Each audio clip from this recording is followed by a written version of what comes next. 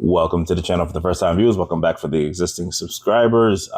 Today's video, I'm going to give my overview, my thoughts, my opinions of the PDP Victrix BFG or the Victrix Pro BFG, which is the new Xbox series controller. Now, for those of you that kind of stay in tune with the community post that I put up, I bought a officially licensed 8-bit DL, trying to use it for the Xbox series consoles, but that was only a wired controller. And so I ran into some issues. Here's a controller right here. Pretty solid overall. Great build. A lot of good things to talk about. We'll dive into it. But yeah, I got that controller because that's just what I prefer. I like the 8-bit DLs. I have a couple of them. Great controllers, Hall effect sticks. This doesn't have Hall effect, but it has modules, so that's kind of a step up as far as from being just the normal sticks. Now, what made me jump onto this one is because that controller on the 8-bit DO Ultimate for the Xbox, being that it says for the Xbox, it says wireless, it shows people using wireless in the promo stuff. It didn't work. I ended up returning that and buying this. Now, what I will say is that the control hub, the Victrix control hub that I have hooked up here, we'll start with one of the biggest cons. I just plugged the controller in and watch it not work. That would be just hilarious. So here, it does the job, right? So you can configure your controller. So remap the buttons. I remapped all the buttons on the back. I actually use there's a way to program the buttons on the back without the actual software. So out of the box, you're gonna need the software specifically for the triggers. The triggers are out of this world. They're fucking wild. So you have to lower the threshold. I guess because they're Hall effect triggers. As soon as you start at all, like I lost a couple of touchdown plays, or not lost, but blew a couple touchdowns on Madden because I just rested my finger on the trigger. Any movement, period, out the box, because they're closer to right up top here. So out of the box, any movement, period. I literally mean any movement, period, and it responds. So a few people might like that, depending on the type of games you play. You can also set different profiles. So if you want multiple profiles, one where it's FPS games and you want, hair triggers to the point where you accidentally ADS. It's that bad. It's that sensitive. So this is the very first thing that I needed to change. My setup's a little bit different. I'm not going to say, for those of you that like to hook up controllers, it has Dolby Atmos or headsets to controllers. I don't do that. I use a Logitech G Pro headset. It's a wireless headset. It's connected to my PC directly. I'm not trying to hook up a controller, or not a controller, but a headset to my controller like back in the day. Although I used to. So I've never tested the Dolby Atmos. I couldn't tell you if it made it sound better or whatever the case might be. But here you have a couple of different options. You can mute the mic, things like that. Vibration, you could tweak that a little bit. So change your impulse settings, the rumble, the impulse. Analog sticks, you can mirror them. So essentially, if you need to fix a dead zone, calibrate your sticks again.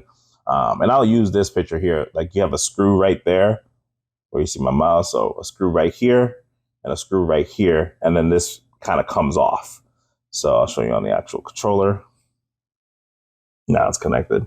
If you need to switch this out, it comes with kind of like a fight pad style controller. That adds a couple more buttons. It makes fighting games a little bit more pleasant to play. You can also change this off just by pulling it up, right? So if you need to change the sticks, you kind of just pull. Now, what I will say about the build quality is that the build quality here, when you look at the actual rubber pieces, I'm going to cut the light on because really all I need to touch base on in the software we've already done. So let me cut the light on real quick. All right, light's back on. Just got to lower this here so we can have a little easier time. Disconnect the controller so we have free range of motion. All right, so this is the little headset jack there. Buttons on the back. This is kind of like a profile switcher. You can click it, and then these, if you pull, will release the tension needed on the trigger, so you can actually activate the trigger stops.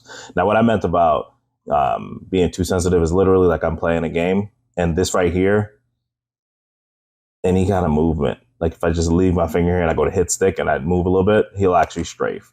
So I can be literally, let me see if I can get it from this angle. Not even. This amount is enough to engage it right there. Like that engages the button. So anything you do, it's kind of crazy. I don't really like the front, how they laid out the Xbox, pretty much the key features. So you got like your scoreboard button typically here. Right here, you've got your capture button. So you can capture, save. It's like the Xbox official controller, except these are typically like down here together and this is higher. I don't really like that. I will give them some kudos here for USB-C. It's a standard at this point, and the triggers are nice and fat, right? So nice. If you don't like purple, there's really no way around it on this one. But the material earlier, I was talking about, this is like a rubber. This is kind of rubberized, if you know, like on the Xbox controller, so it's kind of rubberized or textured, I should say. Down here is a smoother plastic, so this is more smooth along the back side here. I've had no grip with it, issues with it. It's a little bit thicker of a controller, which is kind of like a negative. These are my own joysticks. I think they were like $10 at Best Buy. So nothing crazy, but it gives me a little bit more extra grip. So I like that. The pad, it's a pad. It does its thing. Now, what I'm interested to do with this is, if my sticks ever catch drift, I've decided to go with this because, again, the screw here, you can take these modules off and replace them, or they're supposed to have Hall effect sticks coming later. So the module to actually get down here, take this off and replace the stick already exists on Amazon. It's like $30. And then you just pretty much slide it, and then put it all back together. And the stick will actually be a different stick underneath this plastic cap, this pink or purple cap. Playing games with it has been pretty cool. Nothing crazy here. It's $180, so it's a little bit pricey for a controller that's kind of like, it works. It's better than the Elite as far as how I'm concerned, because my biggest thing is like I don't want to be down. Let's say, for instance, what I used to like about the the Strike Pack, right, is I can go to Walmart, get another PlayStation controller, and the Strike Pack was good enough that it wasn't breaking, right? So if a controller got stick drift, I'll just go to Walmart, $60, get another one. With this one, I threw on the Geek Squad protection in case something does happen. I can go to Best Buy, get another one, or switch out for, let's say, Scuff has a new Hall effect controller, which everybody's starting to have one. I can go with that one, right? So it just gives me that little bit extra flexibility. So I'm kind of cool with that. Let me zoom in a little bit. There we go. All right. Yeah. There it is. All right. So again, you get a little bit more flexibility. If you have not the control pack, the ability to go to the store and get it replaced. Now, what I will say is a big downside to me is that these back paddle buttons are fixed. So these, let's say, for instance, break. If they break, it's part of the controller. Whereas it's an advantage on the front side where you can actually switch these out. I think I just released one of the, So I just released this. So this is literally how far down you need for a full interaction or full engagement. When I was turning the controller, I had pulled this, so it kind of releases. So the way to set it, how far back you want it to go or how far down you want it to go, is you pull this and then you pull it down and let it go. So now I can have full range of motion again. Versus when I released it, you heard that click. And this is me pulling down as far as it goes. So pull, release it, and it just remembers that. And if I want like half, I could do like here, and then it'll stop there. There it is. So that's kind of how it works. Again, switch the profile button. You got everything you need as far as controller goes. With this one here, it's just a few things I would tweak. I would probably start with Hall effect sticks, so I didn't have to worry about somebody manually having to change it. But the fact that these are, and you get the, let me see if I can get the carrying case up real quick. You get a couple extra accessories with it. It's not as good as like the PlayStation carrying case. So let's see here. It's just something normal. Doesn't have a pass through to charge it. it's just, it is what it is, right? All right, here's that little fight pad I was telling y'all about. So you can take that. You have some rings around the controller, and a big plus is they give you the screwdriver that you would need to change it. So you don't have to go buying tools. Which, I mean, if you're selling it off of the ability to change things, then let somebody change things, right? Like, don't make it more difficult for somebody to actually go out and be able to get all this stuff. This is a good little carrying case, gets the job done. Cables up top, which I have no intentions of ever pulling out to use. And yeah, you have a couple of different sticks. So there's a tall stick over here on the left, the regular D-pad, the regular Xbox new style D-pad, but I just left the one that came on it, or came with it, on. And the other thing too is that these buttons are clicky buttons. So they're kind of like mouse clicks almost. And it's supposed to be for fighting games. So that's why it's called Fight Pad. But you have your RB and your RT so that you can do your combos a little quicker. So yes, that is the my overview of it. Who should get it? Anybody that is burned by scuff, does not trust the Elite controllers, because the issue I have with the Elite controllers is once you start to get stick drift, again, you just got to go to Best Buy and get another controller, right? If you have warranty. If you don't have warranty, then you're cooked. So if you don't have warranty, you're just going to have a messed up controller. Whereas with this one, if you don't buy warranty and it's one of these modules that messes up, you could just switch them out. And if you do have warranty, go to Best Buy or Amazon. I think they do with Shurian, and you can have them change the whole controller. Big downsides, like I said earlier, fixed paddles means that if they break or stop working correctly because of sweat or dust, you're going to have to probably open up the controller and try to dust it out and clean it.